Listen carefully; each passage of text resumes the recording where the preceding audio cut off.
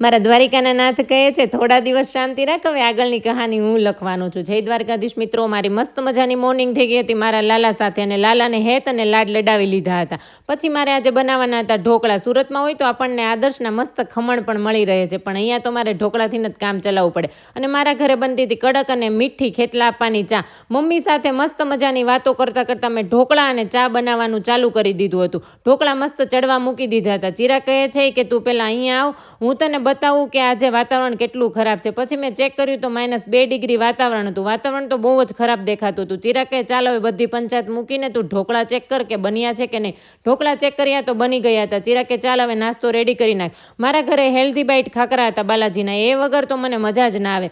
આ બધું હતું, ખાખરા હતા, ઢોકળા હતા અને ચા પણ હતો, પણ મને સ્વાદ નહોતો આવતો. પછી મેં તારક મહેતા ચાલુ કર્યું એટલે મને સ્વાદ બધો આવવા લાગ્યો અને મસ્ત મજાનો નાસ્તો કરી લીધો. ચિરાગ કહે, ચાલ હવે આટલી ઠંડીમાં હું તને ફરવા લઈ જાઉં. ના આવે, મને ક્યારે ફરવા તો લઈ નથી જતા, પણ મને લઈ જતા હતા એ બધી વસ્તુ લેવા માટે, કેમ કે આખું અઠવાડિયું તો અમારે બંનેને જોબ હોય છે એટલે ટાઈમ નથી મળતો.